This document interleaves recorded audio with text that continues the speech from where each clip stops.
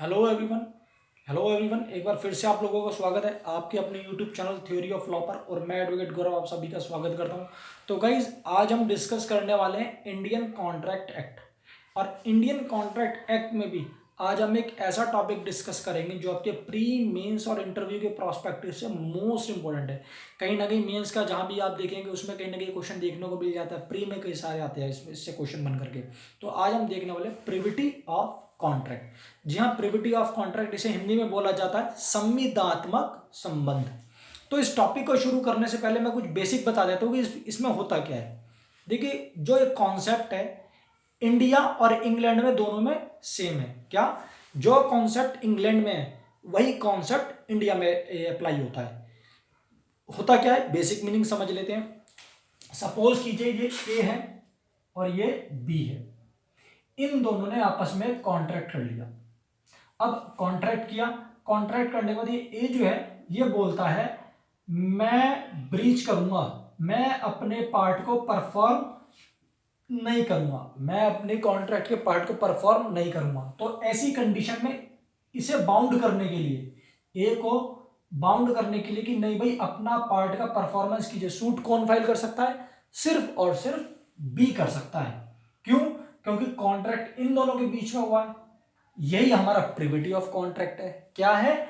जहां जो पार्टीज हैं वही आपस में एक दूसरे को कॉन्ट्रैक्ट को परफॉर्म कराने के लिए बाउंड कर सकती है, कॉन्ट्रैक्ट को परफॉर्म करा सकती हैं, संविदा को लागू करा सकती हैं। केवल संविदा के पक्षकार ही संविदा को लागू करा सकते हैं, कोई अन्य व्यक्ति नहीं करा सकता। इसे ही बोलते हैं प्रिविटी ऑफ कॉन्ट्रैक्ट। ये तो सीधा सीधा सा मीनिंग है, लेकिन अब समझते हैं इसका ओरिजिन, यानी आया कहां से आया ये कॉन्सेप्ट। जब हम इंडियन कॉन्ट्रैक्ट एक्ट पढ़ते हैं हम सारे सेक्शन पढ़ लेते हैं, हमें तो कहीं पढ़ने को नहीं मिलता कि प्रिविटी ऑफ कॉन्ट्रैक्ट या संविदात्मक संबंध क्या है। ये आपको कॉन्ट्रैक्ट एक्ट में कहीं नहीं मिलेगा। ये कॉन्सेप्चुअल बेस है जो केस लॉस के बिहाफ पर अडॉप्ट किया गया है। देखते हैं कैसे। इस चीज को लेकर के पहले इंग्लैंड में शुरू हुआ, इंग्लैंड से हम देखना शुरू करेंगे। इंग्लैंड में इस चीज को लेकर के सबसे पहले केस लॉ आया। ये जो केस लॉज गाइस मैं आपके सामने है, ये अपने आप में ऐसे केस लॉज हैं जो आपको प्री के पेपर में कहीं ना कहीं देखने को मिल ही जाते हैं। और जब मेंस में आप अपना आंसर लिखेंगे तो मेंस में जब तक अपने आंसर में आप इन केसेस को नहीं डालेंगे आपका आंसर कंप्लीट नहीं माना जाएगा। तो गाइस बड़ी केयरफुली अच्छे से देख लीजिएगा इन्हें। तो देखिए समझते हैं। सबसे पहले केस है डटन वर्सेस पुले। ये डटन वर्सेस पुले का केस है। डटन वर्सेस पुले 1677 का केस है। अब इस केस में क्या हुआ, मैं फैक्ट बता देता हूं, आप लोग फैक्ट नोट करते रहिएगा। देखिए हुआ क्या इस केस में। इस केस में हुआ ये, एक लड़की की शादी थी, लड़की के फादर ने सोचा क्यों ना बेटी को गिफ्ट दिया जाए। तो लेकिन फादर के पास पैसे भी नहीं थे, तो फादर ने सोचा ये जो मेरे आंगन में नीम का पेड़ खड़ा हुआ मैं इसे सेल आउट कर देता हूँ, सेल करूंगा पैसे आएंगे उससे कोई गिफ्ट दे दूंगा बेटी को। लेकिन जब बेटे को पता चला कि पिताजी नीम का पेड़ बेच रहे हैं तो बेटे ने बोला पापा जी ऐसा है आप पेड़ को मत बेचिए, सिस्टर की शादी में जो भी गिफ्ट देना वो मैं दे दूंगा। पिताजी ने कहा सही है बेटा नहीं बेचते। लेकिन जब गिफ्ट देने की बात आई शादी के समय तो बेटा मुकर गया, बेटे ने कहा नहीं मैं गिफ्ट नहीं दूंगा। तो अब इसमें आया क्या, वो जो बेटी थी जिसके फायदे के लिए कॉन्ट्रैक्ट किया गया था, क्या वो बेटी भी इस कॉन्ट्रैक्ट को परफॉर्म करा सकती थी? जबकि पार्टीज तो थी नहीं, पार्टी तो पिता और बेटा, पापा और बेटे दो थे, बेटी तो थी नहीं, बेटी के फायदे के लिए था ये। तो क्या बेटी भी परफॉर्म करा सकती है? ये एक इकलौता ऐसा केस है डटन वर्सेस पुले 1677, इसमें बोला कि यस एक थर्ड पर्सन भी कॉन्ट्रैक्ट को परफॉर्म करा सकता है क्योंकि कॉन्ट्रैक्ट उसके फायदे के लिए किया गया था। ठीक है गाइस, तो इसमें क्या बोला, थर्ड पर्सन भी करा सकता है। ठीक है जी, लेकिन ये यहां तक नहीं रुका। अब क्या हुआ, कुछ टाइम बाद एक दूसरा केस लॉ आया। वो क्या था, वो था ट्विडल वर्सेस एटकिंसन। ट्विडल वर्सेस एटकिंसन 1861 और जस्टिस थे लॉर्ड बिटमैन। जस्टिस कौन थे? Lord Whitman. देखिए ये पहला केस हुआ है, इट इज फर्स्ट केस जिसमें प्रिविटी ऑफ कॉन्ट्रैक्ट को अडॉप्ट किया था। ये principle of privity of contract किसमें अडॉप्ट किया गया था? ट्विडल वर्सेस एटकिंसन 1861। और किसने किया था? लॉर्ड बिटमैन ने। अब इसमें क्या हुआ था, इसमें डटन वर्सेस पुला, ये जो डटन वर्सेस पुले केस था इसे कंट्राडिक्ट कर दिया। बोला हम इसे नहीं मानते। क्यों? इसलिए नहीं मानते क्योंकि कॉन्ट्रैक्ट को सिर्फ पार्टीज ही परफॉर्म करा सकती हैं, कोई थर्ड पर्सन कॉन्ट्रैक्ट को परफॉर्म आकर के नहीं करा सकता। ट्विडल वर्सेस एटकिंसन में सीधा सीधा सा बोल दिया, और पहला केस जिसमें प्रिविटी ऑफ कॉन्ट्रैक्ट को अडॉप्ट किया। चलिए इसके बाद फिर एक और लैंडमार्क केस आया, Dunlop pneumatic tyre company versus Selfridge and company. Dunlop pneumatic tyre company versus Selfridge and company 1915 का।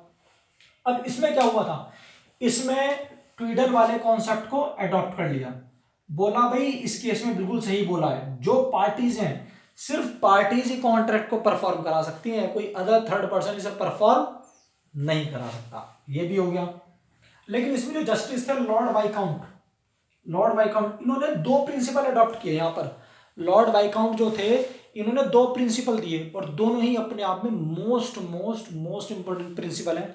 जैसे पहला इन्होंने बोला ये जो प्रिविटी ऑफ कॉन्ट्रैक्ट है बिल्कुल सही है, यानी कि सिर्फ पक्षकार ही संविदा को लागू करा सकते हैं, पक्षकारों से भिन्न कोई अन्य पर्सन संविदा को लागू नहीं करा सकता, पहली चीज यानी प्रिविटी ऑफ कॉन्ट्रैक्ट।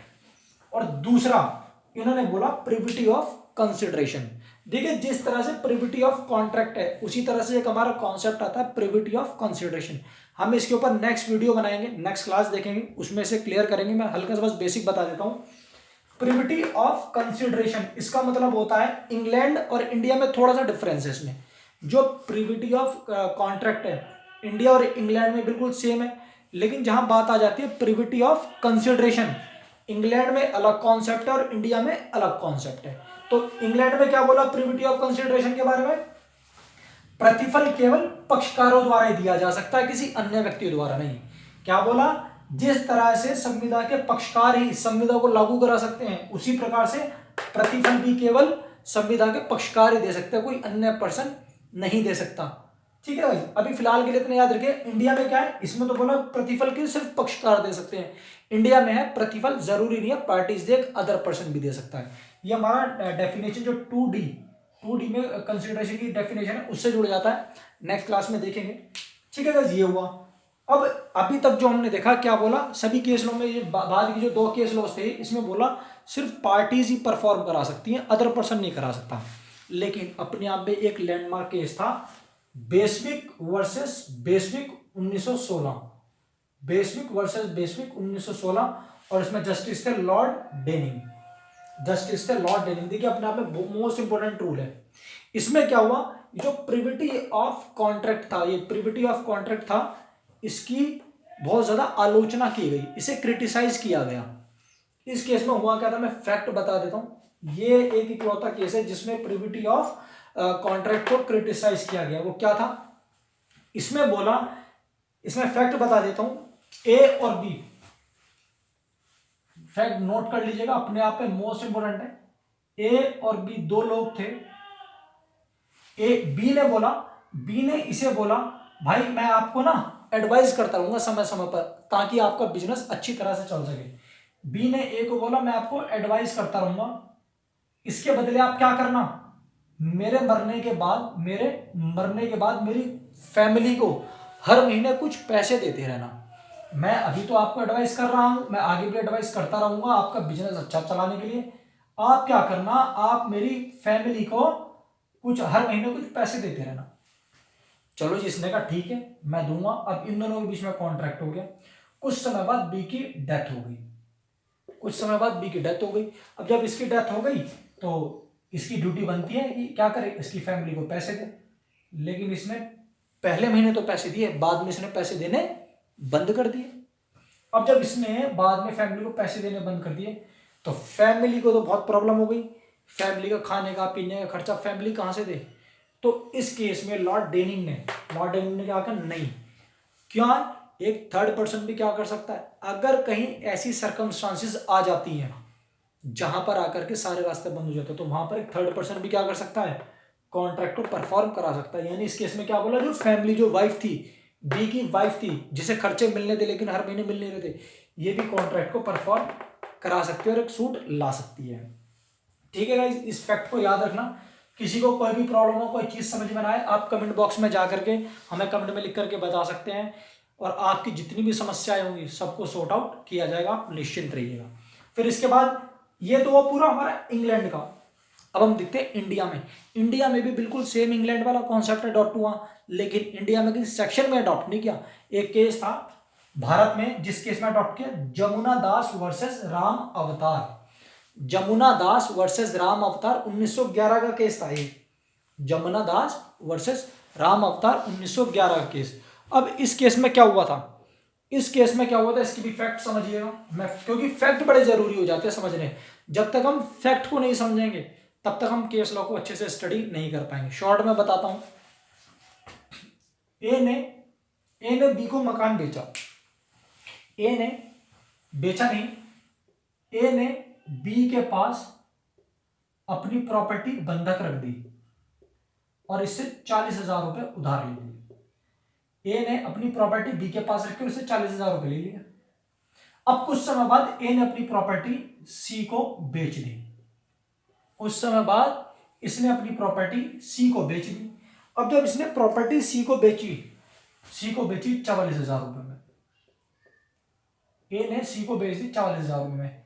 4,000 तो सी ने ले लिए, ए ने 4,000 रुपए ले लिए और इसे बोला आप 40,000 रुपए इसे दे करके क्या करना, प्रॉपर्टी ले लेना।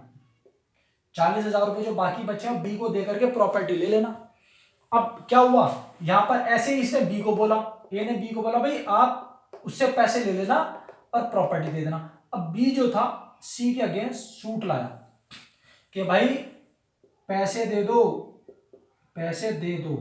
तो बात ये आई कि क्या बी सी के अगेंस्ट सूट फाइल कर सकता था? ये पार्टी तो था नहीं। क्या भाई कॉन्ट्रैक्ट किसके बीच में होता है, इसके और इसके बीच में। ए ने सी को बोला था बाकी बचे पैसे बी को दे देना, प्रॉपर्टी ले लेना, और इसे बोला कि भाई तुम उसे प्रॉपर्टी दे देना और पैसे ले लेना।